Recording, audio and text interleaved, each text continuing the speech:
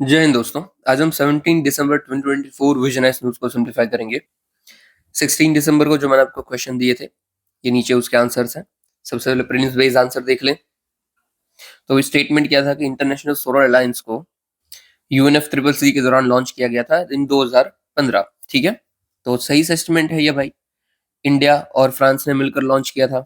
दूसरा स्टेटमेंट है कि भाई ये सारे के सारे मेंबर को इंक्लूड करता है यूनाइटेड नेशंस को। नहीं, गलत बात है।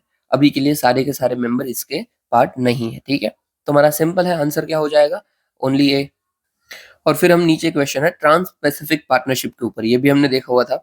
यहाँ पे पहले क्या बोला है कि एग्रीमेंट सारे के सारे पैसिफिक रिम कंट्रीज को इंक्लूड करता है एक्सेप्ट चाइना एंड रशिया। गलत बात है, सारे के सारों को करता ही नहीं है। टोटल ही मेंबर इसके अंदर 12 है, तो सारे को कहां से करेगा? फिर है strategic alliance for purpose of maritime security only. क्या इसका सिर्फ पर्पस मैरीटाइम सिक्योरिटी है? नहीं, राइट। हमने पहले ही देखा था कि इसका मेन तो क्या है कि एफटीए साइन होता है सबके अंदर, फ्री ट्रेड एग्रीमेंट। तो सबसे बड़ा पर्सपेक्टिव क्या हो गया? इकोनॉमिक पर्सपेक्टिव हो गया, ट्रेड वाला। तो ये भी बात गलत हो जाती है। और वैसे भी देखो, अगर आपके क्वेश्चन में ऐसे कोई शब्द है कि ओनली या फिर ऑल, तो आपको हल्का सा ना अवेयर होना है कि थोड़ा सा ऐसे अटेंशन में आके सोचना है कि हाँ भाई, क्या ये हो सकता है या नहीं हो सकता है। ठीक है, तो यहाँ पे दोनों ऐसे स्टेटमेंट गलत है। ये ना आपको एक्सट्रीमिटी शो करते हैं कि हाँ भाई, ऑल है, सारे के सारे हैं, या फिर ओनली कुछ भी नहीं है। तो थोड़ा सा अवेयर होके ध्यान से हमें टिक करना है, क्योंकि कई बार ऐसा होता है कि ऑल भी सही हो और ओनली भी सही हो, but in most of cases ये गलत होता है। तो हमारा सही आंसर क्या हो जाएगा? डी हो जाएगा, नीदर वन एंड टू। ये दोनों के दोनों पीवाईक्यू थे, यू बेटर नो दिस। ठीक है, और अभी हम जो मेंस बेस्ड वीआईक्यू था 2018 का, उसको डिस्कस कर लेते हैं। इसके बाद हमारी न्यूज चालू होगी। ठीक है, मैं टाइम स्टेपिंग डिस्क्रिप्शन में डाल दूंगा, आपको पता चल जाएगा। देखो, सबसे पहले हमें क्वेश्चन में पूछा गया था कि इंडिया की एनर्जी नीड्स है वो ग्रो कर रही है, तो क्या हमें, शुड इंडिया एक्सपेंड करना चाहिए न्यूक्लियर एनर्जी प्रोग्राम को? तो हमारा सबसे पहला हाईलाइट क्या है कि एक्सपेंड करना या नहीं करना। ये क्वेश्चन मार्क है, आपको पूछा गया। ठीक है, तो करना चाहिए या नहीं करना चाहिए, यस और नो। और किसको? Nuclear energy programme.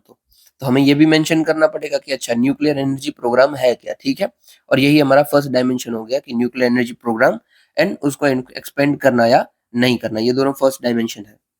और फिर हमें बताना है उससे रिलेटेड, न्यूक्लियर एनर्जी के रिलेटेड फैक्ट्स एंड उसके फियर्स, कि भाई एक तो क्या क्या चल रहा है, उसके कुछ कुछ फैक्ट्स बता दीजिए। दूसरा, चैलेंजेस क्या क्या हो सकते हैं कि अगर हम इसको डेवलप कर लेते हैं तो क्या इश्यूज पॉसिबल है। चलिए देख लेते हैं। ठीक है, तो ये हमारे दूसरे डायमेंशन हो जाएगा, और हमारा पूरा आंसर इतना ही है। कोई हार्ड क्वेश्चन नहीं है, एकदम इजी क्वेश्चन था। सिर्फ ध्यान क्या रखना था? न्यूक्लियर एनर्जी प्रोग्राम और न्यूक्लियर एनर्जी। चलिए, सबसे पहले इंट्रोडक्शन में हमने कल देखा था जैसे कि न्यूक्लियर एनर्जी जो है वो fifth largest source of energy है इंडिया के अंदर। और किसके अकॉर्डिंग है? तो इंटरनेशनल एनर्जी एजेंसी का अकॉर्डिंग है। यही डेटा पब्लिश करते हैं हर साल, तो इसलिए मैंने लिखा हुआ है। और देखो, कंसाइज वे में लिखना ना बहुत जरूरी है। अगर मैं यहाँ पे ऐसे भी लिख सकता था, nuclear energy is fifth largest source of energy, comprises of 3% of total energy compensation energy pool of India's energy. ठीक है, बट वो बहुत बड़ा हो जाता। कंसाइज वे में कैसे लिख देना कि भाई फिफ्थ लार्जेस्ट लिखा, बाजू में 3% लिख दिया, इजी, कुछ भी खास नहीं करना है। और ये क्रेडिबिलिटी दिखाता है कि आपने किसके डेटा को यूज किया है, तो इंटरनेशनल एनर्जी के डेटा को यूज किया है, आईईए के डेटा को यूज किया है। ओके, फिर हमें पूछा था ना उधर न्यूक्लियर प्रोग्राम को करना चाहिए या नहीं, तो हो सकता है तो उधर लिख दीजिए ना कि न्यूक्लियर प्रोग्राम है क्या। तो मैंने लिख दिया है कि इंडिया का एम्बिशियस न्यूक्लियर प्रोग्राम कौन सा है? 3 स्टेज न्यूक्लियर प्रोग्राम, कि जिसमें हम क्या करते हैं, तो पहले वाटर को यूज करते हैं, फिर फास्ट ब्रीडर रिएक्टर है, फिर ब्रीडर रिएक्टर है। अंदर भी होता है कि भाई पहले यूरेनियम जाता है, फिर प्लूटोनियम भी यूज करते हैं, थोरियम तो जाता ही है, फिर अगेन यूरेनियम 233 यूज होता है, थोरियम भी होता है।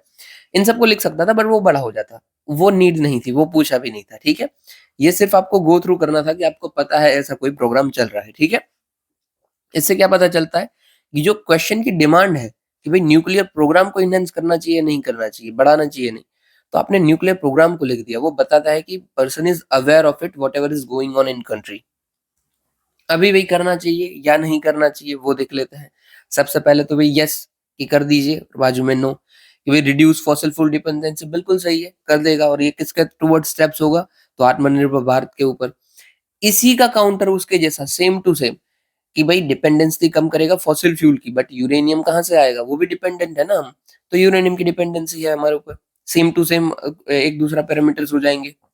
फिर लिखा है कि भाई नेट जीरो अचीव करने में हमारी मदद करेगा, और बाजू में ही उसका उल्टा लिख दिया है कि भाई रेडियो एक्टिव एमिशन तो फिर भी करेगा। तो आप पॉइंट देख रहे हो, एकदम सिमिलर पॉइंट है कि भाई अगर ये हो रहा है तो उसी के जैसा जो दूसरा नुकसान हो रहा है वो लिखा हुआ है, ताकि एक कोहेरेंस आए पढ़ने में। चलिए फिर नेक्स्ट देखते हैं कि भाई प्रमोट करेगा ये क्लीन एनर्जी को, और हमारा जो एसडीजी है clean energy, clean and affordable energy, उसके टुवर्ड्स स्टेप्स होगा। बट उसका क्या भाई इशू है कि हायर कैपिटल कॉस्ट है। यस, आपको भी पता है कि इनिशियली आपको बहुत पैसा डालना पड़ता है। फिर भाई स्टेडी एंड कांस्टेंट एनर्जी मिल सकती है, बट वल्नरेबल है हमेशा ये। एनर्जी तो कांस्टेंट एंड स्टेडी मिल सकती है, बट डिजास्टर भी हो सकते हैं, लाइक फुकुशिमा डिजास्टर। ये भी मैंने आपको कल बताया था कि भाई कैसे डिजास्टर हुआ था अर्थक्वेक के चलते, ठीक है। अभी फैक्ट एंड फियर्स को देख लेते हैं। सबसे पहले फैक्ट मैंने लिखे, अलग अलग बताए हुए मैंने, आप चाहो तो एक साथ भी लिख सकते हो, बट अलग हो तो बेटर है क्योंकि फैक्ट्स अलग होते हैं। तो भाई फैक्ट कौन कौन से हैं, तो भाई क्लीन सोर्स ऑफ एनर्जी है, वे एक पॉइंट है। फिर नीड बहुत होती है इसके वाटर की, भाई वाटर के ऊपर ही पूरा का पूरा चलता है। ये मैंने यहाँ पे 3 स्टेज लिखा, उसका मतलब क्या है, प्रेशराइज हैवी वाटर रिएक्टर, पानी बहुत चाहिए होता है। फिर रिस्क होता है न्यूक्लियर डिजास्टर का, रेडियो एक्टिव इमिशन होता है। और फिर एक्चुअली 2 पॉइंट जो फैक्ट ही आप कहने चाहिए कि हम कौन से सोर्स को यूज करते हैं, तो यूरेनियम, थोरियम, प्लूटोनियम को यूज करते हैं। फिर इसके रिलेटेड इंटरनेशनल एग्रीमेंट कौन कौन से हैं, तो भाई न्यूक्लियर प्रोलिफरेशन ट्रीटी और न्यूक्लियर सप्लायर ग्रुप्स, ये सब उसके फैक्ट्स हो गए, ठीक है। थोड़ा बहुत जो भी आपको पता हो, आप कोई भी फैक्ट लिख सकते हो, जो भी आपको पता हो, कोई दिक्कत नहीं है।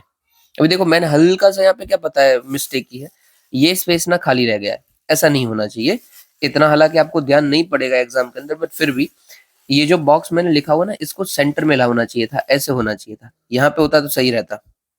तो क्या है, वो जगह यूटिलाइज हो जाती है और दिखता नहीं कि ये स्पेस खाली पड़ा हुआ है, ठीक है। अभी फियर्स को देख लेते हैं। देखो फियर्स में बहुत अच्छे से लिखा हुआ है कि आपको सारे के सारे हमने डिस्कस किए हुए पड़े हैं। सबसे पहले तो जैसे मैंने बोला था कि रेडियो एक्टिव एमिशन होता है, तो कहाँ पे होता है, वाटर में ज्यादा होता है, क्योंकि जितने भी हमारे पावर प्लांट होते हैं ना, वो सारे के सारे वाटर के बाजू में ही होती है, क्योंकि वाटर के थ्रू ये चलता है। तो भाई वाटर कंटेमिनेट करेंगे। फिर मैंने कल ही आपको बोला था जादूगोड़ा विलेज का देख लेना, तो हेल्थ इंपैक्ट करता है ह्यूमंस की, जैसे कि एग्जाम्पल लिख दिया जादूगोड़ा विलेज। फिर हिस्टोरिकल इवेंट भी रहे हैं पूरे, जैसे कि चेरनोबिल डिजास्टर, फियर्स ही है ना हमारे। फिर से फियर कौन सा है कि भाई ड्यूअल यूज हो सकता है इसका, जैसे ईरान करता है, बहुत सारी कंट्रीज करती है कि न्यूक्लियर एनर्जी के आड़ में वो न्यूक्लियर वेपन बना रहे होते हैं, न्यूक्लियर एनरिचमेंट ज्यादा करते हैं, तो ये न्यूक्लियर वेपन की भाई हमें फियर रहता है। तो ये फियर्स हो गए। अब देखो सबसे अच्छी चीज इसमें क्या है, हर एक पॉइंट का एक मैंने एग्जाम्पल दिया हुआ है, हर एक पॉइंट का छोटा मोटा कोई भी एग्जाम्पल हो, वो एग्जाम्पल है, वो आपके आंसर को अच्छा बनाता है। देखो पॉइंट सबको आते हैं, एग्जाम्पल देना ही मेन है कि आप कौन सी चीज को लिंक कर पा रहे हो, वही सबसे इंपॉर्टेंट है, ठीक है। और आखिर में कंक्लूजन क्या डाल दिया है, to conclude nuclear energy is kind of blessing in disguise, मतलब हमारे लिए आशीर्वाद तो है, बट साथ ही साथ ये एक अभिशाप की तरह भी काम कर रहा है, ठीक है। ये भी शाप कि बुरी तरीके से भी काम कर रहा है, अच्छा भी है बट बुरी तरीके से भी काम कर रहा है। But by judicious use we can make it boon and as our vision, vision for Amrit Kaal, काल का स्पेलिंग गलत है, विजन फॉर अमृत काल। मतलब मैंने बोला क्या कि भाई बुरा तो ये है, बट हम जुडिशियस यूज करेंगे जैसा हमारा विजन है, विजन फॉर अमृत काल के अंदर।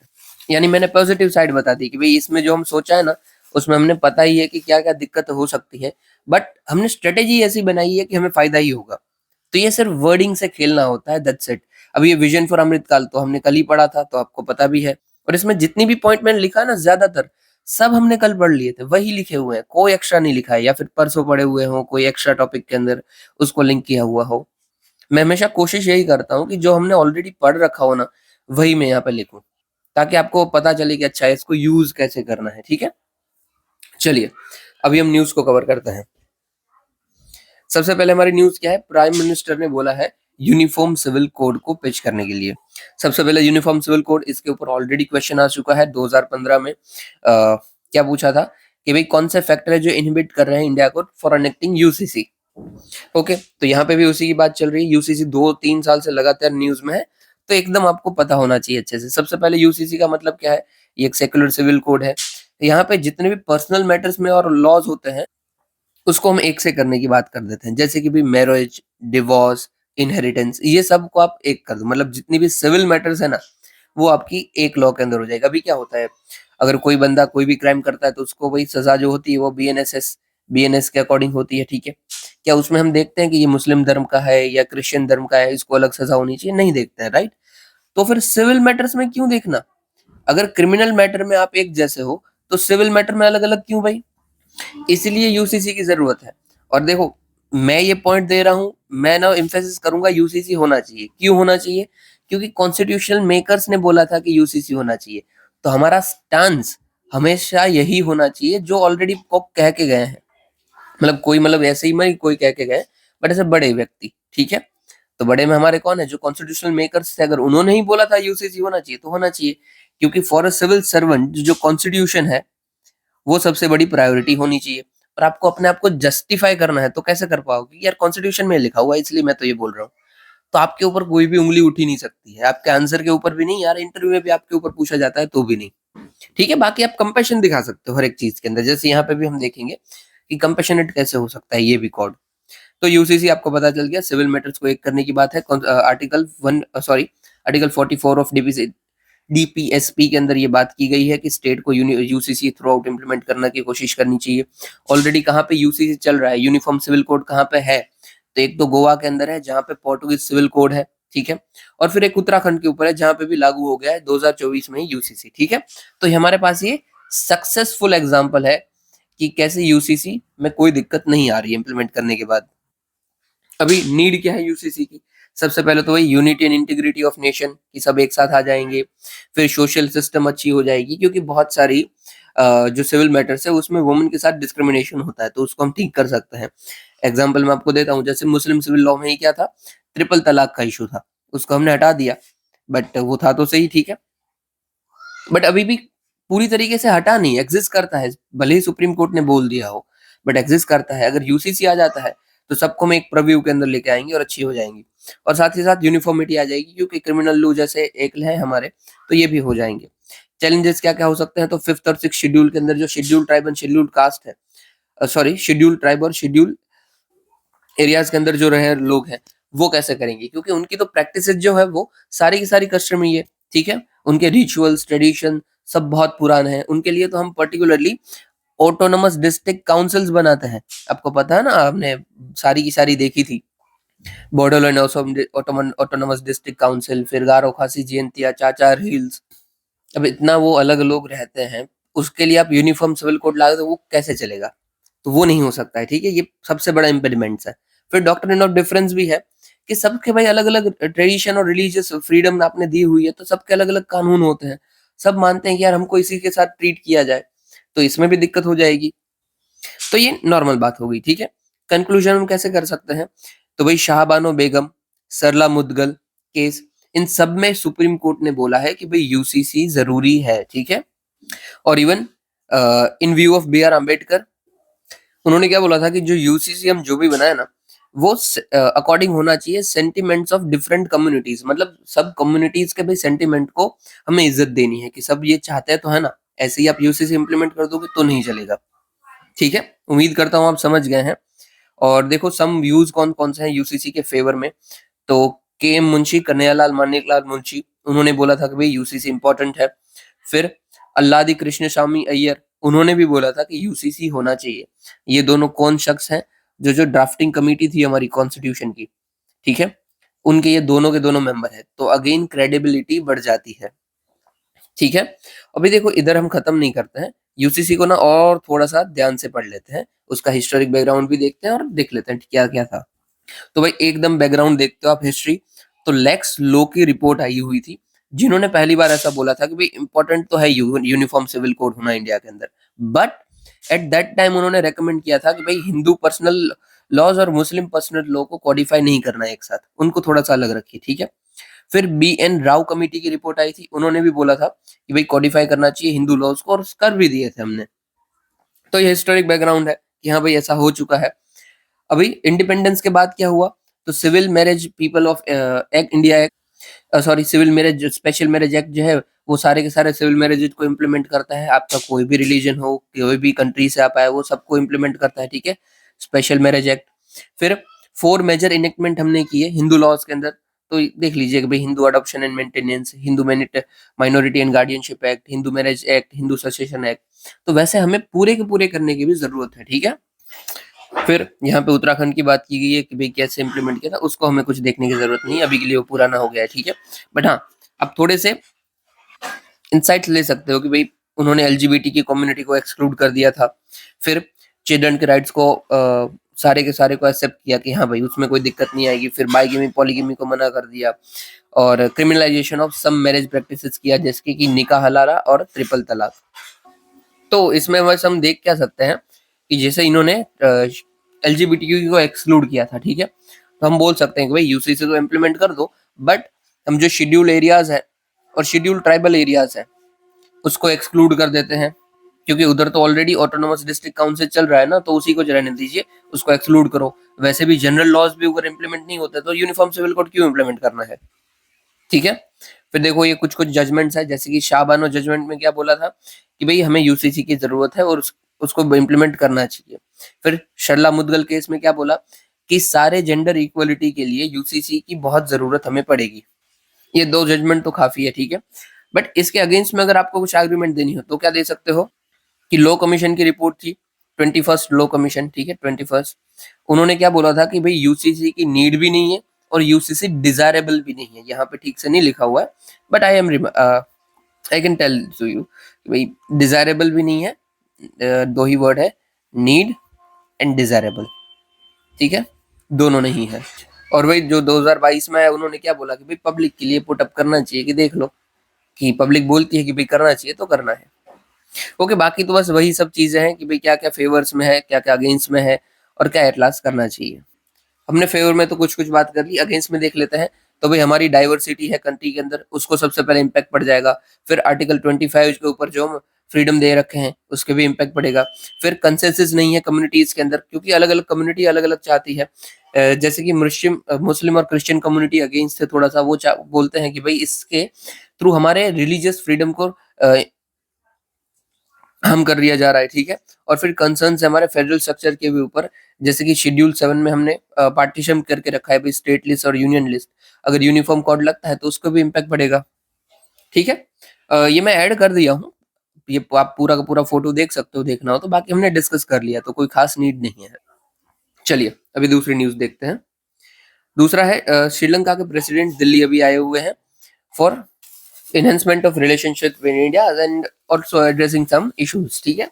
देख लेते हैं क्या है कि भाई सबसे पहले तो डेट को रिस्ट्रक्चर करने की बात की जा रही है, कि आपको पता है कि श्रीलंका के अंदर डेट क्राइसिस चल रहा है, उसके रिलेटेड उन्होंने एक कमेटी भी बनाई है, ऑफिशियल क्रेडिटर्स कमेटी। इसके अंदर कौन कौन है, तो इंडिया, जापान, फ्रांस और श्रीलंकन अथॉरिटीज है। इनमें इनका काम क्या होता है कि सिर्फ जो इनका डेट बढ़ गया है, कर्जा बढ़ गया, उसको कैसे ट्रीट करना, दैट्स इट। तो इसमें बोल रहे हैं कि भाई उसको भी थोड़ा सा रिस्ट्रक्चर करेंगे, कैसे करना, उसमें इंडिया का थोड़ा सा हेल्प मिल जाए तो बहुत अच्छी बात है, ठीक है। और देखो ये जो ऑफिशियल क्रेडिटर्स कमेटी है ना, ये सब पार्ट है पेरिस क्लब ऑफ क्रेडिटर्स का है। इसका भी क्या काम होता है कि जो भी अब बायलेटरल क्रेडिटर्स हैं, मतलब डेट वाले हैं, उनको कैसे ट्रीट बीट करना, उसकी सब बात करता है, ठीक है। तो आपके ऊपर डेट है तो कौन सी कमिटीज आपके पास होगी, तो पेरिस क्लब ऑफ क्रेडिटर्स, और श्रीलंका के लिए पर्टिकुलरली ऑफिशियल क्रेडिटर्स कमेटी है, ठीक है। इंडिया के बारे में देख ले तो और क्या हम करने वाले हैं, तो भाई वो दोनों ने अप्रिशिएट किया है India Sri Lanka free trade agreement को। श्रीलंका का भाई हम बहुत बड़े पार्टनर हैं और हमारा सरप्लस में भी रहता है, ठीक है, मतलब हम ज्यादा एक्सपोर्ट करते हैं इंपोर्ट के कंपेयर में। फिर स्ट्रेटेजिकली एंड डिफेंस में भी हमें बहुत इंपॉर्टेंट है, क्योंकि सबसे पहले तो ये हमारा क्लोजेस्ट पार्टनर है। अगर ये चाइना के साथ मिल जाता है तो चाइना हमारे एकदम नजदीक आके बैठ जाएगा। फिर मैरीटाइम रेस्क्यू और कोऑर्डिनेशन सेंटर भी हमने श्रीलंका के अंदर बनाए हुए हैं, ताकि मैरीटाइम डोमेन में ज्यादा अवेयरनेस हो पाए। फिर हमारा इंटरनेशनल लेवल पे मल्टीलेटरल कोऑपरेशन हमारा कहाँ पे है, तो कोलंबो सिक्योरिटी कॉन्क्लेव ऑर्गेनाइजेशन है, फिर इंडियन ओशन रिम एसोसिएशन का पार्ट है। तो बहुत सारी जगह है, ठीक है, हमारी नेबरहुड फर्स्ट पॉलिसी के अंदर भी आता है, बहुत कुछ है। ये सब कॉमन हो जाते हैं और ये आपको पता भी है, ऐसे ही आपको पता है, मुझे बताने का भी जरूरत नहीं है। फिर इश्यूज क्या क्या है, तो भाई फिशरीज का इशू सबसे बड़ा है।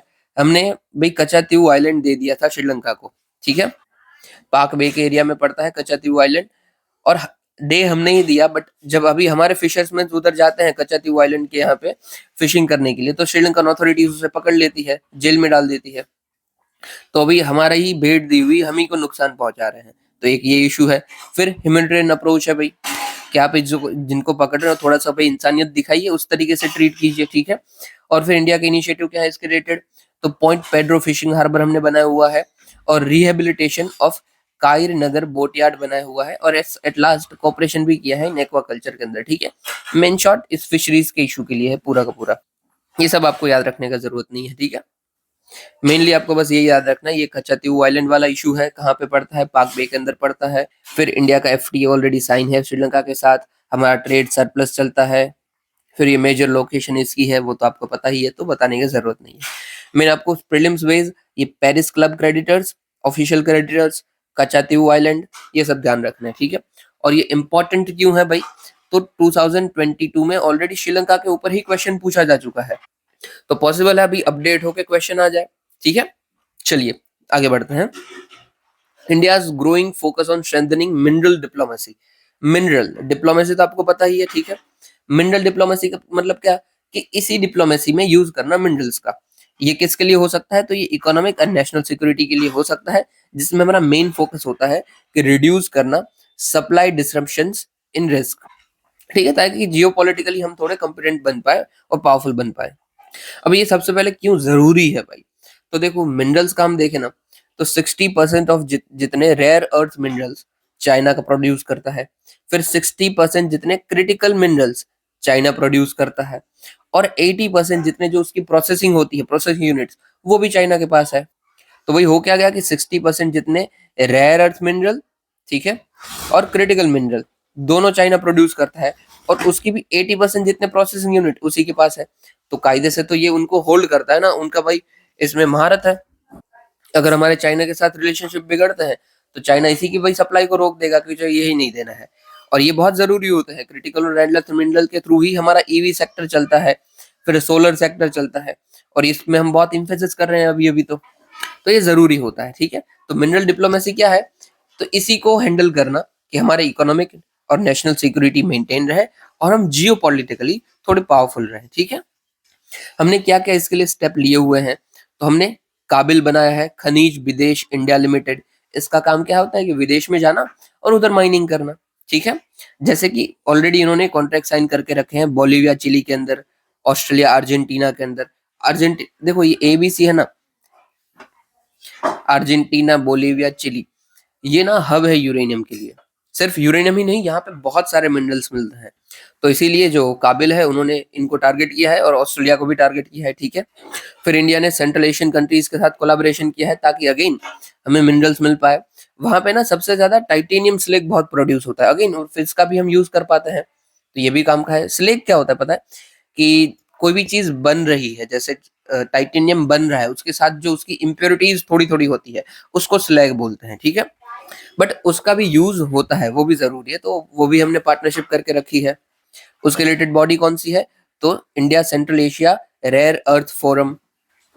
फिर इंश्योर किया है हमने कोऑपरेटिव एंगेजमेंट, मल्टीलेटरल बायलेटरल हम इनिशिएटिव लेके आते हैं, जैसे कि भाई एग्जांपल में कॉड बनाया हुआ है, फिर इंडो पैसिफिक इकोनॉमिक फ्रेमवर्क है, फिर मिनरल सिक्योरिटी पार्टनरशिप्स है, फिर G7 के अंदर भी हमने बात की है क्रिटिकल मिनरल की सप्लाई चेन के ऊपर। फिर हमने सप्लाई चेन रेजिलियंस साइन करके रखा है जापान के साथ, ऑस्ट्रेलिया के साथ, यूएसए के साथ, ठीक है। तो ऐसा हम करके रहते हैं, उसमें कोई दिक्कत नहीं है। फिर इवन और हमें बताना हो कि भाई इंडिया और क्या कर रहा है मिनरल को लेकर, तो हम भाई जीआईएस सर्वे करवाते हैं, ठीक है।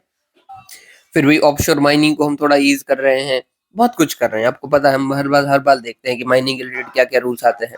एमएमडीआर एक्ट को थोड़ा सा भी रिफॉर्म करते जा रहे हैं कॉन्स्टेंटली, जैसे जैसे नीड आती जाती है। बट फिर भी ना चैलेंजेस इज देयर, जैसे कि प्राइवेट सेक्टर का पार्टिसिपेशन बहुत लो है, ठीक है, क्योंकि ये महंगा सेक्टर है। फिर इनसफिशिएंट सस्टेनेबल पार्टनरशिप है, कि सप्लाई चेन है वही वल्नरेबल है, क्योंकि जापान ऑस्ट्रेलिया भी और चाइना के ऊपर डिपेंडेंट है, तो कैसे चलेगा। फिर वीक डिप्लोमेटिक कैपेसिटी है, कि हमारे यहाँ पे डेडिकेटेड सेल नहीं है इसके लिए, और वो तो देखो ठीक है, नहीं है तो कोई बात नहीं, बट डेडिकेटली हम मिनरल की डिप्लोमेसी की बात नहीं करते हैं।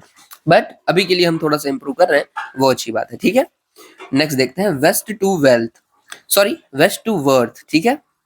इन शॉर्ट यहाँ पे बोला क्या जाए कि आपका जो वेस्ट वाटर होता है उसको कैसे हम रीयूज करें, और क्या उसके फायदे हो सकते हैं, क्योंकि वेस्ट वाटर इंडिया के अंदर बहुत ही ज्यादा होता है।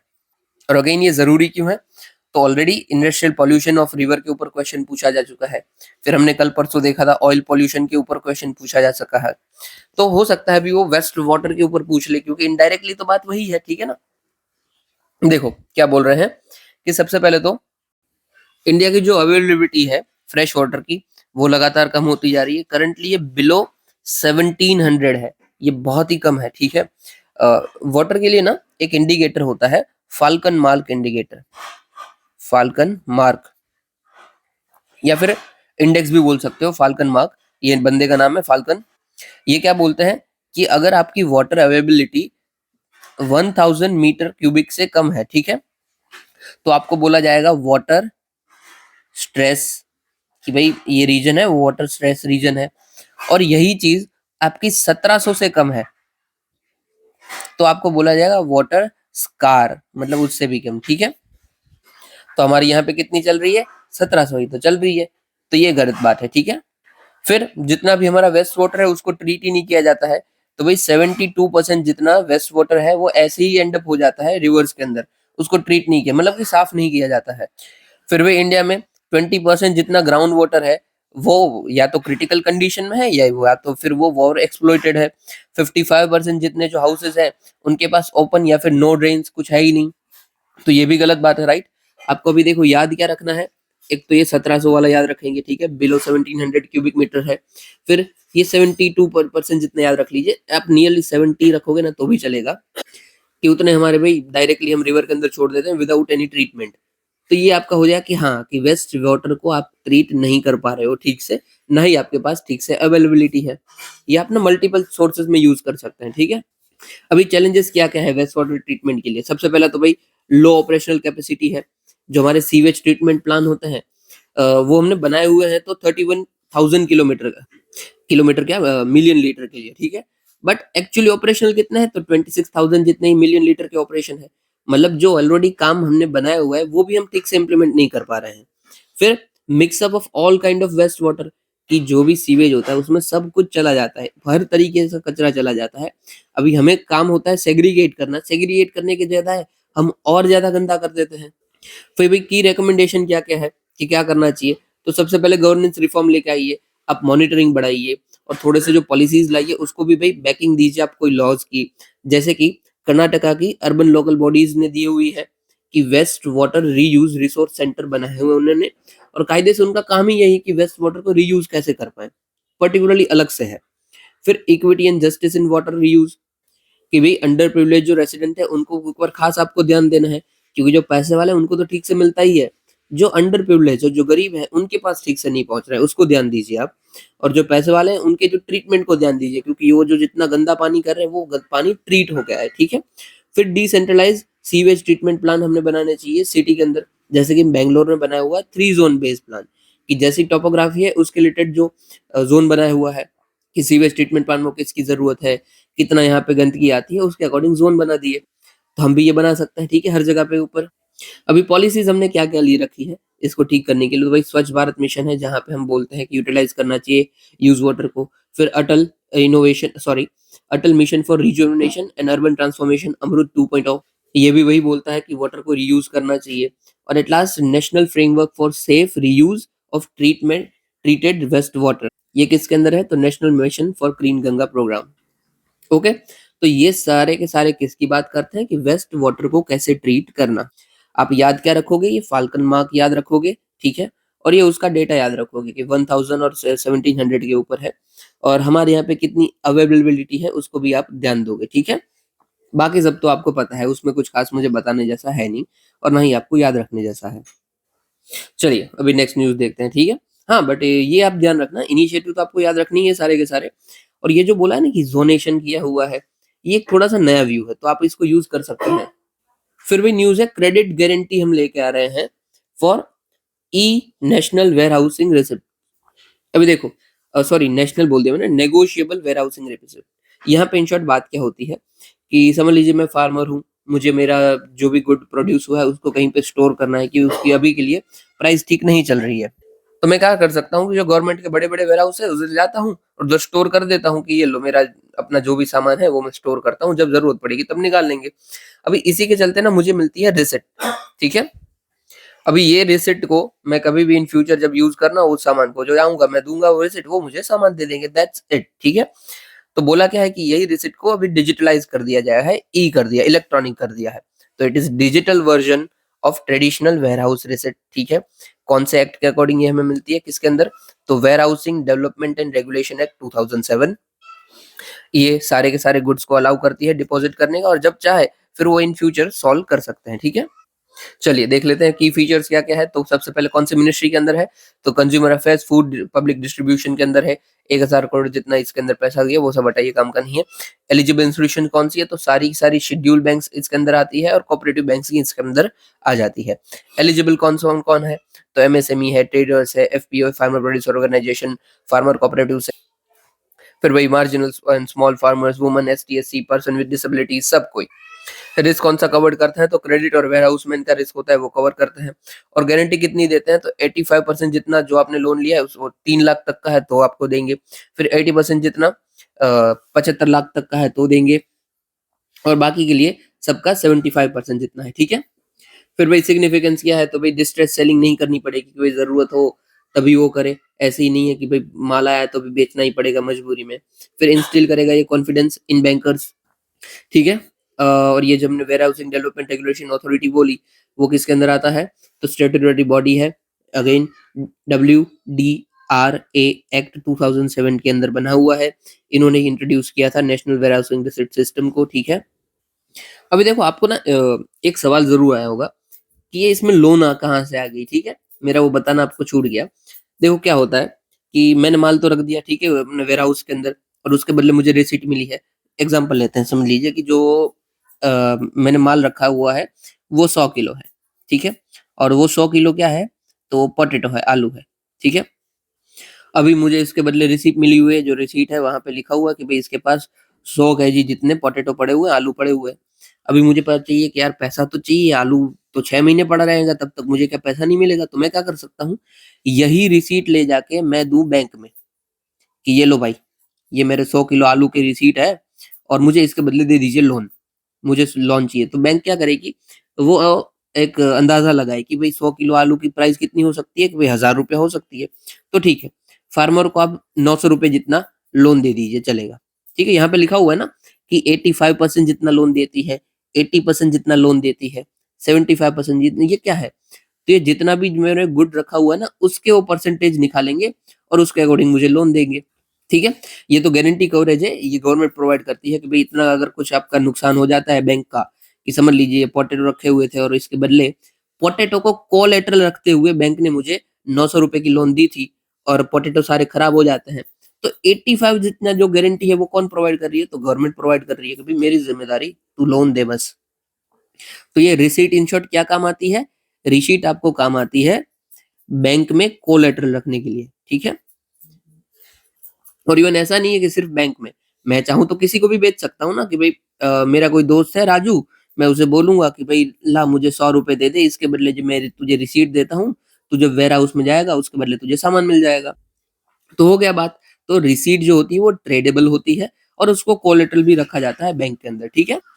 आप समझ गए, ठीक है। इन शॉर्ट अभी रिसीट का काम क्या है, अभी ये इलेक्ट्रॉनिक रिसीट ये लोग दे रहे हैं, दैट्स इट, इतना ही न्यूज में था। अभी देखो नेक्स्ट न्यूज हमारी है, combating technology facilitate gender based violence in digital age. Yes, अभी देखो टेक्नोलॉजी तो आ रही है, और जितनी टेक्नोलॉजी बढ़ रही है उसके रिलेटेड वायलेंस भी बढ़ रही है। जैसे कि इकोनॉमिस्ट इंटेलिजेंस यूनिट की स्टडी ने बोला था कि अडल्ट वुमन के ऊपर जो टेक्नोलॉजी की वजह से जेंडर बेस्ड वायलेंस हो रही है वो 38% जितनी है, ठीक है। चलो ये आप यूज कर सकते हो अगर आपको याद रहता है तो, बाकी इग्नोर कीजिए। ऐसे छोटे मोटे डेटा आपको याद रहेंगे नहीं, और एग्जाम के टाइम काम तो बिल्कुल नहीं आएंगे, मतलब क्लिक तो बिल्कुल नहीं होंगे दिमाग के अंदर। बट हाँ इतना आप ये लिख सकते हो कि भाई इंटेलिजेंस यूनिट के डेटा के अकॉर्डिंग क्राइम होता है वुमन के अगेंस्ट इन डिजिटल स्फीयर। देखो सबसे पहले तो technology facilitated gender based violence क्या है, तो टेक्नोलॉजी फैसिलिटेटेड, तो आप समझिए कि भाई टेक्नोलॉजी का यूज करते हुए कोई सोशल मीडिया यूज कर रहे हैं या फिर कुछ भी है, ठीक है। उसमें जेंडर बेस्ड वायलेंस, तो भाई ये कैरी आउट होते हैं इंटरनेट या फिर मोबाइल फोन टेक्नोलॉजी के थ्रू, और इसी के थ्रू सेक्सुअल और जेंडर बेस्ड वायलेंस होती है, ठीक है, जो कि इन्फोर्स करती है हार्मफुल जेंडर्स नॉर्म्स को। क्या क्या हो सकता है, तो भाई साइबर स्टॉकिंग हो रही है, या फिर शेयर किए जा रहे हैं इंटीमेट इमेजेस, या फिर आपकी फेक प्रोफाइल बनाई जा रही है, बहुत कुछ होता है, ठीक है। ये सब आपको पता है, कुछ बताने का जरूरत नहीं है। कैरेक्टरिस्टिक क्या है भाई इसके, तो एक तो अनोनिमस होता है, किसी को भी नहीं पता कौन कर रहा है। मेरी किसी ने फेक आईडी बना दी, मैं कैसे आइडेंटिफाई करूंगा किसने बनाई हुई है, तो नहीं हो सकता। फिर लो कॉस्ट है, इंटरनेट कितना सस्ता हो गया है, क्या किसी बच्चे को भी कोई पैसा इन्वेस्ट करना पड़ता है, किसी को भी कुछ भी इन्वेस्ट करना पड़ेगा, कुछ भी नहीं। सिर्फ थोड़े से आपको बस बनाना आना चाहिए और आप फ्री होने चाहिए, तो आप बना सकते हैं भाई। फिर इम्प्यूनिटी है, अभी इस छोटे मोटे क्राइम के लिए कोई पनिशमेंट भी नहीं मिलती है, तो उन्हें लगता है कि भाई क्या ही हो जाएगा, करो, ज्यादा से ज्यादा क्या होगा, कुछ बढ़ेगा तो डिलीट कर देंगे, दैट्स इट। इसीलिए परसिस्टेंट अब्यूज होता है डिजिटल मीडिया के अंदर, ठीक है। इसके थ्रू साइकोलॉजिकल ट्रॉमा भी हो सकता है, और बंदे डिप्रेशन में चले जाते हैं, एंजाइटी का इशू हो जाता है, ठीक है। क्योंकि खुद समझ लीजिए कि फॉर एग्जाम्पल समझ लीजिए कि मैं कोई पोस्ट करता हूँ सोशल मीडिया के ऊपर, और वो पोस्ट किसी को अच्छी नहीं लगती है, और लगातार मेरे को भाई पोस्ट पे गालियां आ रही है, मुझे सब सुना रहे हैं, मेरे पोस्ट का भाई मीम बन जा रहा है, तो ये सब क्या होगा, it is definitely A digital violence. और जब ये जेंडर बेस्ड होती है तो इसको हम बोलते हैं gender based violence, technology facilitated gender based violence. Way forward क्या है, कैसे हम कर सकते हैं, तो वे इंप्लीमेंट करना चाहिए हमें ग्लोबल डिजिटल कॉम्पैक्ट को, जो कि इंडिया ने अडॉप्ट किया हुआ है eight UN summit for future में, जिसका काम ही यही है, जो सेक्सुअल और जेंडर बेस्ड वायलेंस को टारगेट करता है इन टेक्नोलॉजी। फिर एक्सपेंड करना चाहिए डिजिटल लिटरेसी प्रोग्राम को, ताकि सबको पता चले कि भाई कैसे क्या है चीज, ठीक है। फिर कोलैबोरेट करना चाहिए एआई ड्रिवन कंटेंट के साथ, कि एआई खुद आइडेंटिफाई कर लेगा कि भाई कैसे चलता है, और फिर उसको खुद खुद हटा देगा। जैसे कि यूट्यूब के अंदर ही देख लीजिए, यूट्यूब ने ना अपनी एल्गोरिदम सेट करके रखी है एआई के द्वारा, कि आप यूट्यूब में कोई भी गंदा वर्ड लिखते हो ना, कोई कमेंट में या कहीं पे भी, वो ऑटोमेटिकली इरेज हो जाएगा, या फिर किसी को दिखेगा ही नहीं। तो ये हमें हर जगह करना चाहिए। वैसा अगर अडल्ट कंटेंट में भी डाल देते हैं कि भाई इस टाइप के वीडियोस ऑन इतनी एज वाले को नहीं दिखेंगे, तो आउटस्टैंडिंग हो जाए। फिर हमने इनिशिएटिव लेके आए हैं भाई, टेक सखी की जो वुमेन होगी, उसको हम टेक्नोलॉजी के अकॉर्डिंग सब सिखाएंगे। फिर अगर जरूरत पड़ती है तो काउंसलिंग भी देंगे, लीगल एड भी देंगे, और रिहेबिलिटेशन भी करेंगे, ठीक है। इंडिया की स्ट्रेटेजी क्या है भाई अभी कॉम्बैट करने के लिए इसको, तो हम आईटी एक्ट 2000 लेके आए हैं, फिर भारतीय न्याय संहिता है, फिर हमने national cyber crime reporting portal बनाया हुआ है, फिर डिजिटल शक्ति प्रोग्राम बनाया हुआ है, फिर हमने IC4 बनाया हुआ है, फिर हमने कायदे से वही साइबर क्राइम के भाई नंबर दे रखे हैं, कि साइबर क्राइम आपके साथ होता है तो आपके पास हेल्पलाइन नंबर है, ठीक है। ये शायद ना 1960 है, मुझे ठीक से याद नहीं है, बट शायद 1960 है। नहीं, ये 1960 नहीं, 1930 है, ठीक है, इसको इग्नोर कीजिए, 1930 है, मैंने देख लिया। चलिए, अभी क्या है, इसको याद रखना जरूरी है, ऐसे क्वेश्चन बनते हैं, यस जरूरी है, ऐसे क्वेश्चन बनते हैं। जैसे कि यहाँ पे देख लीजिए, 2024 में ही पूछा था, कॉन्स्टिट्यूशनल पर्सपेक्टिव क्या है जेंडर जस्टिस के लिए, और कैसे रेलेवेंट कॉन्स्टिट्यूशनल प्रोविजंस और केस लॉज उसको आपको हाईलाइट करना है, ठीक है। अभी देखो, ये भी पीवाई हो गया, तो आपको पता चलता है कि हाँ भाई ऐसी थीम पूछी जा सकती है, ठीक है। ओके, सारे हमारे बड़े आर्टिकल कवर हो गए, ये भी ना 24 का क्वेश्चन था, ठीक है। हाँ, सारे कवर हो गए। अभी हम आते हैं शॉर्ट न्यूज के ऊपर, हमारा आंसर भी डिस्कस हो गया ऑलरेडी। सबसे पहला है हेंडरसन डॉक्ट्रिन। अभी देखो, कई बार होता है ना कि कोर्ट में एक ही जैसे पेटिशन फाइल हुई है, सारी की सारी, तो पॉसिबल है कि उन सारे को आप एक साथ ही जजमेंट दे सकते हो, लिटिगेट कर सकते हो। जैसे कि एग्जांपल देता हूँ, ये ओ माय गॉड पिक्चर आपने देखा हुआ है, ठीक है, परेश रावल वाला। उसमें क्या था कि जिन जिन का भी एक्ट ऑफ गॉड के थ्रू नुकसान हुआ है, उन सब की भाई केसेस को एक साथ ही सुनाया जा रहा है और एक साथ ही जजमेंट दे दिया जा रहा है। तो इसी चीज को हम क्या बोलते हैं, तो हेंडरसन डॉक्ट्रिन बोलते हैं, कि जैसे सजेस्ट करता है all issue arising in litigation out of the same subject, उसको एक ही बार में एड्रेस कर दो, सिंगल सूट में ही, ठीक है, कि ये लो एक बार में ही सारे के सारे को एड्रेस कर देते हैं, ठीक है। बस इतना ही है, इसी को हमने देखा था, ठीक है। ये कब आया, कब था, तो हेंडरसन वर्सेस हेंडरसन केस 1843 में ये आया हुआ था, इग्नोर कीजिए। फिर संता एना विंड्स, देखो ये क्या है, मैं समझाता हूँ आपको, नीचे समझा देता हूँ, ठीक है। ये अपना है नॉर्थ अमेरिका, ठीक है, ठीक है, ये नॉर्थ अमेरिका हो गया। यहाँ पे आपका पड़ता है कैलिफोर्निया, कैलिफोर्नियन कोस्ट पड़ती है। फिर उसके बाजू में यहाँ पे पड़ता है सिएरा निवाडा माउंटेन रेंज, और उसके भी बाजू में पड़ता है बड़ा सा रॉकीज माउंटेन रेंज, ठीक है। अभी इसी माउंटेन रेंज के यहाँ से जो हवाएं हैं वो कैलिफोर्नियन कोस्ट की ओर बहती है, ठीक है, क्योंकि कैलिफोर्नियन कोस्ट है ना वो ज्यादा गर्म हो जाती है। गर्म हो जाती है मतलब क्या है कि यहाँ पे उसका है लो प्रेशर, और जो ये सिएरा नेवाडा और रॉकीज माउंटेन रेंज है वहां पे ठंडी है थोड़ी सी, तो वहां पे हाई प्रेशर है। तो हवा कैसे बहेगी, high pressure to low pressure जाएगी। और ये ऐसे ही नहीं जा रही है, साथ ही साथ ये माउंटेन्स के नीचे से जा रही है, तो धीरे धीरे ना कंप्रेस होती जा रही है, मतलब दबती जा रही है। और देखो कोई भी चीज अगर ज्यादा दबती है ना तो वो हीट अप हो जाएगी। कैसे, समझ लीजिए कि ये एक कंटेनर है, ठीक है, यहाँ पे ऐसे एयर के मॉलिक्यूल्स हैं, तो कोई दिक्कत नहीं है, ठीक है, नॉर्मल पड़े हुए हैं। अभी इसी कंटेनर को मैं छोटा करता जाता हूँ, एकदम छोटा कर दूं, तो जो एल के मॉलिक्यूल होंगे वो क्या होंगे, एकदम आसपास हो जाएंगे, ठीक है, एकदम पास पास हो जाएंगे। तो जितना कंप्रेशन होता है ना उतनी ही गर्मी बढ़ती है। ये जनरल फिजिक्स का रूल है कि ज्यादा कंप्रेशन, जितना आप किसी चीज को कंप्रेस करोगे उतना वो ज्यादा गर्म होता जाएगा, ठीक है। बस तो यही हो देखने को मिल रहा है। पहले तो मैंने बता दिया कि ये रॉकीज माउंटेन रेंज से कैलिफोर्नियन कोस्ट की ओर ये हवाएं जा रही है और साथ ही साथ कंप्रेस होती हुई जा रही है। तो हमें देखने को क्या मिल रहा है कि वहां की जो वेजिटेशन है वो गर्म हो जा रही है और कई बार जल भी जा रही है। ये आग भी लगी थी, इसी की वजह से लगी थी। तो क्या हुआ, माउंटेन के एरिया से जो हवाएं हैं वो आ रही थी, वो कंप्रेस हुई और हीट अप होगी, मतलब गर्म हो गई। और ये इतनी गर्म हुई कि उधर की जो वेजिटेशन थी उसको भी ड्राई कर दिया और एकदम बर्न कर दिया, ठीक है। तो इसी विंड्स को हम बोलते हैं सेंटा एना विंड्स। ओके, कहाँ से बहती है, तो ग्रेट बेसिन से बहती है, मतलब कि रॉकीज माउंटेन रेंज और सियरा नेवाडा वाली रेंज है उसके एरिया से कैलिफोर्नियन कोस्ट तक ये बहती है, ठीक है। ये आपको ध्यान रखना है, ठीक है। इसका देखो एग्जाम्पल यूज कहाँ पे कर पाओगे, तो भाई सेंटाइना विंड ये बनी क्यों, तो क्लाइमेट चेंज की वजह से बनी हुई है, ठीक है। तो जब भी ऐसा कोई क्वेश्चन आता है जहाँ पे कोई डिजास्टर, क्लाइमेट चेंज या फिर इसी की कोई हम बात कर रहे हैं, तो वहां पे आप लिख सकते हो कि भाई recent Santa Ana winds give evidence of climate change, ठीक है। या फिर ये भी लिख सकते हो कि wild fire in Malibu, Malibu जगह थी, ठीक है, यहाँ पे ये पहुंची है। बट इसको इग्नोर करो, मालिबू नहीं, सेंटाना विंड्स लिखोगे वही ठीक रहेगा, ठीक है। ये ड्यूरेशन इसका कब होगा, तो यूजुअली अक्टूबर टू जनवरी के दौरान ये बहती है। तो रिसेंटली दूसरी हमारा इनिशिएटिव है कि face recognition using AI, sorry AI क्या, ड्रोन। तो ड्रोन के अंदर ना बड़े बड़े कैमरास लगे होते हैं, तो बस यही कैमरास आपके फेस को रिकॉग्नाइज करेंगे जिधर जिधर जरूरत पड़ेगी, ठीक है। इससे फायदा क्या होगा कि भाई कंप्यूटर विजन जो हमारा है एयर कटिंग एज टेक्नोलॉजी, उसमें हमें फायदा मिलेगा कि हम भाई ट्रैफिक मैनेजमेंट इजीली कर पाएंगे, इमरजेंसी रिस्पॉन्स कर पाएंगे, डिफेंस में, एनवायरमेंटल में, हर जगह में काम आ सकता है। फॉर एग्जाम्पल हम देख लेते हैं कि समझ लीजिए मैंने कोई खून किया हुआ है, ठीक है, और मेरा फेस ऑलरेडी इस ड्रोन ने रिकॉग्नाइज कर लिया था, फिर मेरा ऑलरेडी चार्जेस में देखते हैं कि हाँ भाई ये तो पर्सन यही है, तो इजीली आइडेंटिफाई हो सकता है, ठीक है। तो बहुत कुछ काम आ सकता है। इन शॉर्ट बस फेस रिकॉग्निशन किया हुआ है, कुछ वैसे काम किए है न्यूज है नहीं, ठीक है।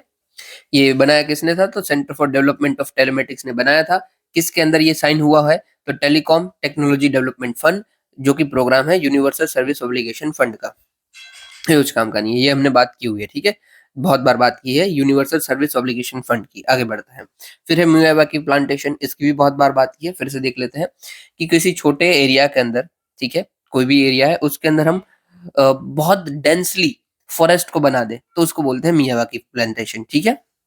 यहाँ पे होता क्या है कि हर एक टाइप के हम प्लांट्स को ग्रो करते हैं, जैसे कि कोई छोटे प्लांट है तो वहां पे छोटे ग्रो कर दिए, जहाँ पे बड़े की जरूरत है वहां पे बड़े कर दिए, पर एकदम नजदीक नजदीक नजदीक नजदीक, और ऐसे कि जो सब एक साथ ग्रो हो सकते हैं, ठीक है। तो इसका मेन मोटिव क्या होता है, स्मॉल पार्सल ऑफ लैंड में हम एक मिनी फॉरेस्ट बना दें और बहुत ही डेंस फॉरेस्ट, ठीक है। ये ना ज्यादा एफर्ट्स भी आपके रिक्वायर नहीं मानता है कि मैं आपको मेंटेन करने के लिए बहुत ज्यादा जरूरत पड़ेगी, और ये कैसे भी भाई क्लाइमेट ब्लाइमेट आपका इधर उधर हो रहा है, वाटर स्कार्सिटी हो रही है, वो भी सर्वाइव कर जाएगा, क्योंकि यहाँ पे हम प्लांटेशन ही ऐसी करेंगे जिसको कुछ खास दिक्कत ना हो रही हो। अभी ये मियावाकी नाम क्यों रखा गया है, क्योंकि ये जिन्होंने बनाया था, मतलब ये जो सोचा था वो सोचा था मिस्टर अकीरा मियावाकी ने, इसलिए इनके नाम के ऊपर पड़ता है मियावाकी टेक्निक। ये बहुत सारे एरियाज में होते हैं। अभी आप अगर आपकी सिटी में घूम रहे हो ना, तो थोड़ा सा मेजर करना कि क्या आपके एरिया में मियावाकी है। हमारे एरिया में तो है भाई, मैंने देखा हुआ है, तो आप खुद देखना कि छोटे से एरिया में एकदम डेंस फॉरेस्ट बनाया हुआ होता है। फिर परसिस्टेंट ऑर्गेनिक पॉल्यूटेंट, देखो नाम से ही पता चल रहा है, परसिस्टेंट मतलब कांस्टेंट रहने वाले पॉल्यूटेंट, ठीक है। तो ये भाई केमिकल सब्सटेंसेस होते हैं जो पेस्टिसाइड्स के थ्रू, इंडस्ट्रियल केमिकल के थ्रू या फिर कोई इंडस्ट्रियल प्रोसेस के थ्रू एनवायरनमेंट के अंदर आ जाते हैं और फिर परसिस्ट करते हैं, पड़े ही रहते हैं, ठीक है, जल्दी से जाते नहीं है। इसको हम ट्रीट कौन से कन्वेंशन के थ्रू करते हैं, तो स्टॉकहोम कन्वेंशन के थ्रू, ठीक है, ये पूछा जा सकता है तो आपको याद रखना है, ठीक है, स्टॉकहोम कन्वेंशन। ओके, इतना ही था इधर तो। हाँ, इसके अंदर भाई एग्जाम्पल भी दिया हुआ है, जैसे कि प्लोरी क्लोरीनेटेड बाइफिनाल्स, ठीक है, काफी है। बाकी आपको यही पीओपी पता है, वही काफी है, और कुछ नहीं। ये आपको याद रखना है कैसे भी, स्टॉकहोम कन्वेंशन, ठीक है। फिर है श्री प्रोग्राम। श्री प्रोग्राम क्या है, देखो नाम से ही पता चल जाएगा, साइंस एंड हेरिटेज रिसर्च। देखो ये क्या करता है, तो जो हमारा ऑलरेडी हेरिटेज चल रहा है ना, उसको कैसे प्रिजर्व करना, उसको कैसे डिजिटलाइज, मतलब इन शॉर्ट डिजिटलाइज कर देना कि कुछ भी हो जाए ये खराब ना हो। तो इसमें हम साइंस का यूज करते हैं, टेक्नोलॉजी का यूज करते हैं। जैसे कि इसके अंदर हमने क्या इनिशिएटिव ले रखे हैं कि डिजिटलाइज कर दो जितनी भी अजंता की पेंटिंग्स है और आर्टिफैक्ट्स है, उसको कि फोटो वोटो ले लिया, डिजिटल कॉपी बना दी। फिर नॉन इन्वेजिव टेक्निक्स बनाई है हेरिटेज को प्रिजर्व करने के लिए, department of science and technology बनाते हैं, ठीक है। बहुत सारे इसमें एक्सपर्ट्स होते हैं, वो सब देखते हैं कि हाँ भाई ऐसा हमारा कोई एशियंट चीज थी, अभी इसमें हम साइंटिफिक इनोवेशन करके क्या कुछ यूज कर सकते हैं, यही सब काम होता है, ठीक है। जो देखो लिखा ही हुआ है यहाँ पे कि भाई blending India's India's ancient wisdom with contemporary scientific innovation, yes. तो यही है मेन टारगेट पीएम श्री का। फिर हमारी न्यूज, मिरर बैक्टीरिया। अभी देखो अपना इमेजिन करो मिरर बैक्टीरिया में कि अ, आपके ग्लव्स हैं, ठीक है, ग्लव्स हैं, ठीक है, आप ग्लव्स पहनते हो, ठीक है, वो दोनों एक जैसे ही दिखते हैं, एकदम सिमिलर होते हैं ना, लेफ्ट का और राइट का दोनों एकदम सिमिलर होता है। बट क्या आप उल्टा सुल्टा पहनो तो पहन पाओगे? नहीं पहन पाओगे, it is not at all possible, right. कि आप राइट वाला लेफ्ट में नहीं पहन सकते हो, दिखता भले ही एक जैसा हो, एकदम सिमिलर दिख रहा है, काम भी एकदम सिमिलर है, बट वो राइट लेफ्ट नहीं हो सकता है, राइट। यही होता है मिरर मिरर बैक्टीरिया। देखो सबसे पहले तो ये कोई साइंटिफिक टर्म नहीं है, ये फिर एक फिक्शनल सिनारियो है, ये सिर्फ सोचा हुआ है कि हाँ भाई ऐसा होता होगा, हमें पता नहीं है, हमारे पास कुछ एविडेंस बेविडेंस कुछ है ही नहीं, ऐसे ही हम बात कर रहे हैं कि ऐसा कुछ होता है, ठीक है। तो mirror bacteria are synthetic bacteria जिसके बिल्डिंग ब्लॉक्स है वो एकदम ही नेचुरल काउंटर पार्ट के सिमिलर होते हैं। जैसे मैंने ये ग्लव्स का बताया ना, हाथों में पहनने वाला राइट और लेफ्ट, कि एक जैसे ही है, बट दोनों एक जैसा काम नहीं कर सकते हैं, ठीक है। अभी ये न्यूज में क्यों, मतलब ये क्या है भाई दिक्कत, अगर समझ लीजिए कोई मिरर बैक्टीरिया आ जाता है तो हमारी बॉडी कभी उसके सामने लड़ ही नहीं पाएगी। जैसे कि हमने टाइफॉइड का टाइफी बैक्टीरिया है, ठीक है, उसके रिलेटेड कोई दवाइयां बना के रखी थी मस्त एकदम ही, अभी उसी का भाई आ जाता है, मिरर बैक्टीरिया आ जाता है, तो हमारी बॉडी की उसको वो टैकल कर ही नहीं पाएगी, क्योंकि वो तो क्या है, वो ग्लव्स के जैसा सोचिए कि राइट हैंड का था और ये तो लेफ्ट हैंड का आ गया है, तो हमारी जो इम्यून सिस्टम है उसको ये बाईपास कर जाएगा, फिर वो पूरी की पूरी इस इकोसिस्टम है उसको डिस्टर्ब कर देगा, और भाई बायोलॉजिकल वॉरफेयर भी यूज हो सकता है, ठीक है। इन शॉर्ट आपके पास जो भी दवाई हो, जो भी आपके पास टैकलिंग मैकेनिज्म हो, वो काम ही नहीं करेगा, क्योंकि आपको लगेगा कि यार ये तो सेम ही दिख रहा है, सेम ही काम कर रहा है, इसका केमिकल कंपोजिशन भी सेम है, सब कुछ सेम है, बट फिर भी काम क्यों नहीं कर रहा है? Because it is mirror bacteria, right left वाला इशू, ठीक है। आप ग्लव्स के एग्जांपल से तो प्रॉपर समझिए होंगे कि सेम है बट फिर भी अलग अलग है, तो इसलिए टेड अगर ये होता है एक्चुअली में तो हमको दिक्कत होगी, but it is not existing, ये फिक्शनल चीज है। फिर है न्यूज में हमारा जॉर्जिया। तो भाई जॉर्जिया के अंदर रिसेंटली 11 इंडियंस की डेथ हो गई थी ड्यू टू कार्बन मोनोक्साइड की पॉइजनिंग। तो इसके लिए न्यूज में था, अभी ना इसको आप यूज कर सकते हो, ठीक है। अगेन जो भी कोई हजार्ड्स के ऊपर क्वेश्चन आएगा, कोई गैस के हजार्ड्स के ऊपर, या फिर कुछ भी ऐसा कोई भी क्वेश्चन आता है क्लाइमेट, तो उधर आप यूज करो कि कार्बन मोनोक्साइड, या फिर इंडस्ट्री के ऊपर कि जॉर्जिया में भी डेथ हो गई इंडियंस की, वो बता सकते हैं। अभी जॉर्जिया का देख लेते हैं कहाँ पे है, तो ये ग्रेटर कॉकसन रेंज का पार्ट है। मैंने बहुत बार आपको ये कॉकसन रेंज बता के रखी है, इस बार नहीं बता रहे हैं जानबूझ के, आप खुद गूगल कीजिए और देख लीजिए कहाँ पे पड़ती है। ग्रेटर कॉकसन रेंज है और एक लेसर कॉकसन रेंज है, ठीक है। इसका बाजू बाजू बाजू कंट्री कौन सी कंट्रीज पड़ती है देख लेते हैं। तो भाई ऊपर रशिया है, फिर यहाँ पे अर्मेनिया है, ये वाला है, ठीक है, अर्मेनिया। यहाँ पे पड़ता है तुर्की, और अर्मेनिया के बाजू में अजरबैजान। इसके आजू बाजू कौन सी वाटर बॉडी है, तो यहाँ पे भाई ब्लैक सी है, यहाँ पे कास्पियन है, यहाँ पे मेडिटेरियन है, उसके नीचे एकदम यहाँ पे रेड सी है, यहाँ पे पर्शियन गल्फ है। ये बॉर्डर किसके बनाता है, तो ब्लैक सी से, ठीक है। बस इतना काफी, और तो कुछ यहाँ पे खास है नहीं। ये बायोडाइवर्सिटी एरिया हॉटस्पॉट्स बताए हुए हैं, देख लेते हैं चलिए। दो हॉटस्पॉट है यहाँ पे बायोडाइवर्सिटी हॉटस्पॉट, एक तो है कंजर्वेशन इंटरनेशनल का आइडेंटिफाई किए हुए, सॉरी इनके द्वारा आइडेंटिफाई किए हुए कोकसन इन ईरानियन एनातोला, एनातोलियन, ठीक है, ईरान एनातोलियन और कोकसन रेंज, ये दोनों हॉटस्पॉट है बायोडाइवर्सिटी। अभी आपको पता हो ना तो ये बता दीजिए, इंडिया के अंदर कितने बायोडाइवर्सिटी हॉटस्पॉट है? ठीक है, कितने हैं? सिर्फ नंबर बता दीजिए, अगर नाम पता हो तो नाम भी बता देना। ठीक है, so that's it for today. सुनने के लिए आपका शुक्रिया। और हाँ, ये आपका आज का क्वेश्चन होगा, अटेम्प्ट जरूर कर लीजिएगा, और इसकी पीडीएफ आपको टेलीग्राम में मिल जाएगी। So that's it for today. सुनने के लिए आपका शुक्रिया। जय हिंद।